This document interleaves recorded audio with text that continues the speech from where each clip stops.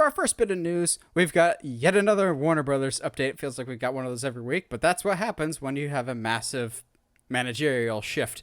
And yet another domino has fallen from the previous administration, this time in the form of Toby Emmerich, the head of the Warner Brothers film division, as can't tell if he was let go or if he's stepping down of his own volition, but this was not surprising. Like everybody else in his administration, there were some people that speculated he might stay because he was friends with Zaslav, and he'll be staying on in some capacity. I think he's be having his own production company or studio or some form of production house within Warner Brothers. This is not surprising, but also I think this is a good thing. His tenure, along with everyone else's of that era, was marred with inconsistency, lack of a clear direction and vision. Now we can have more cohesion. But it's not just so much the Toby Emmerich stuff that's new this week. Out of nowhere, we just got a bunch of stuff, and I'm sure part of it has to do with David Zaslav's memo to the employees today that went out on the day that we're recording this. Part of it was saying, oh, hey, Toby's going, but also it said that they're establishing 3 pillars within Warner Brothers Discovery for the film division. They're going to set up Warner Brothers' new line, which is more or less all their live action stuff, which they've already had. Warner Brothers Animation, cool. I think that's already something that they've had. I believe the Lego Movie was Warner Brothers Animation. And then most importantly, something we've talked about on the show before that they've rumored to be working on, a DC Studios. So no longer would DC stuff be funneled through Warner Brothers. It would just be DC wholesale. Just like Marvel does not go through Disney. Marvel just reports to Kevin Feige and Bob Chapek. And that's it. DC would now just report directly to David Zaslav. However, the animation department and the DC department do not have heads yet. They've already replaced the Warner Film Division guy, Toby Emmerich, with 2 people that have experience working over at MGM. Okay, cool. I don't know that much about them, but clearly they have experience. So more experience than whoever's running Disney currently. Thanks, Chapek. Have to squeeze that in because I can. Yeah. We don't have any word yet on who's running the animation and the DC division. There are some rumblings, but we can speculate in a little bit here. And lastly, for this kind of Warner update, supposedly David Zaslav has approached Todd Phillips, the director of 2019's Joker, to be more of an active participant in the future of DC in an advisory role, not an executive like executive producer or even the head of DC Entertainment itself, but as an advisor, to which Phillips himself has admitted that he's not a super big comic book fan. I am mostly okay with all this news, but I'm a little mixed on the Todd Phillips thing. 1, wasn't the biggest fan of Joker. I think it was fine. But 2, Todd Phillips' filmography is a little hit and miss. Okay.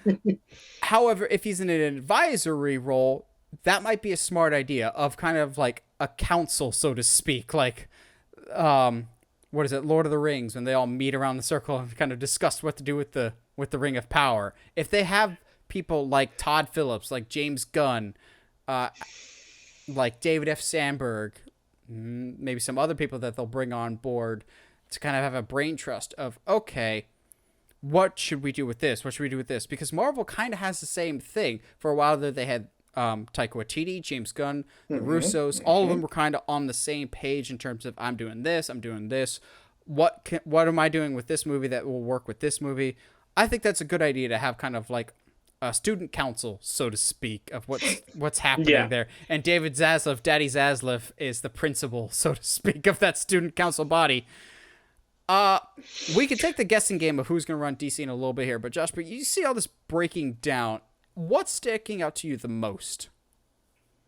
I appreciate that they're separating everything. They're going into 3 separate pillars. DC is going to be its own thing, which I think you and I have said it needs to kind of get out of under the shadow of Warner. So it can create its own content for better or worse. At least if it's off on its own, we can be like, all right, cool. So DC's the problem, and the people at the head of DC are the problem, and not like, well, it's under Warner Bros, so they're gonna, step in. It's gonna be like Sony all over again. It's a little reassuring in that sense. Obviously, we can kind of like revisit this conversation in 5-10 years, and Also, see when where the next Superman movie comes out. Yeah, basically. One Superman movie. Speaking of development hell, ooh, that was never announced, though. Yeah. To be fair. It's interesting though that Todd Phillips is the rumor to be ahead of DC, because even after one movie, and like you, like I thought Joker was good. It was not. I don't think it's this masterpiece that some people seem to kind of think it is. We live in a society. I watch it for the memes at this point. Why would you watch anything from Shrek these days? Oh, you know why? Yeah. Oh yeah. Somebody once told me that splitting your company into 3 pillars is a good choice. Got it. All right. But yeah, no, like I think that's what sticks out to me the most.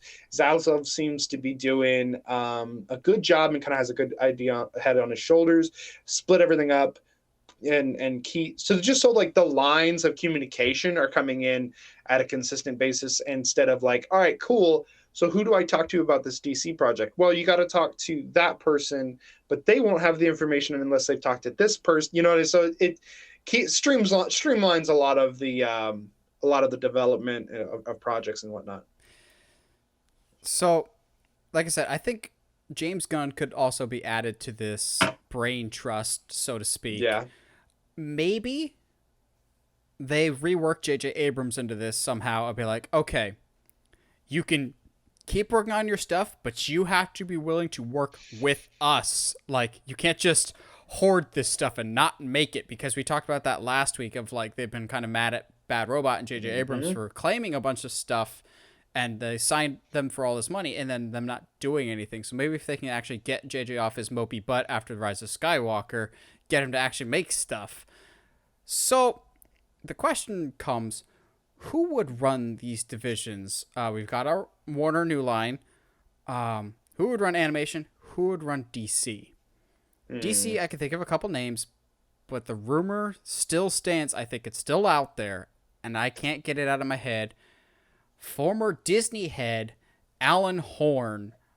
I still think he's probably the front runner. Put the betting odds on Alan Horn. I don't think he'd do it for very long, because when he went to work at Disney, when Iger brought him out of retirement, key emphasis there, Iger brought him out of retirement, and that was 10 years ago.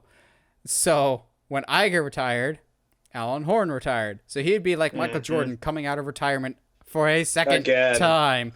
But go play for the Wizards.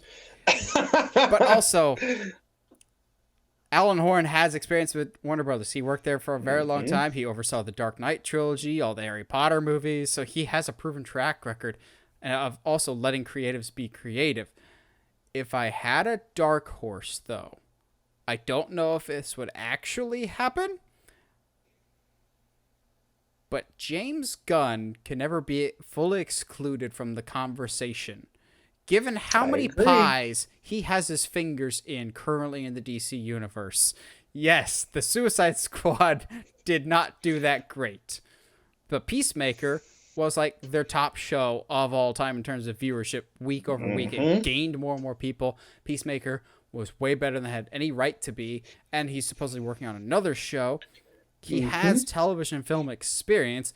I don't know if I say he's a dark horse because I don't think he's got much executive experience, but yeah, maybe that's something he would like to pursue, or at least be involved as an executive producer, like the student council that I mentioned. Maybe that's where he tops out so he can still keep directing and writing stuff. But I don't think you can fully exclude him. I think Alan Horn is still the front runner, though. And what a coup that would be. Just picture the headline now. Former Disney film head jumps ship to Warner Brothers. Named head of DC. From Marvel to DC. I mean, but like technically he wouldn't be jumping ship because he doesn't work He's for not them on currently, that right? sinking ship. Yeah. No, he retired when Oof. Iger did. He saw the writing on the wall. Oh yeah, I have no. He saw the I agree. iceberg coming to the Hindenburg. To the Titanic. I know what I said. Okay, cool. All It's right, a really, as long as really you know. big iceberg. Because that's what happened. The iceberg reaches hit into the sky. No, the Hindenburg got hit by an iceberg and the Titanic caught on fire. That's what happened.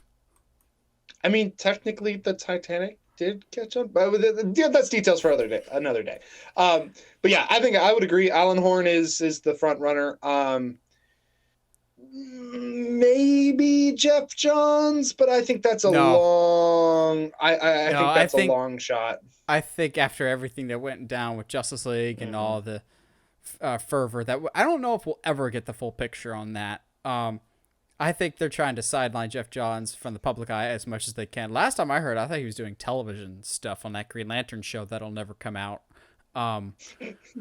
Also, we're not going to talk about it in full detail, but did you see that god-awful Gotham Knights trailer for the CW show? Oh my god, what did you do?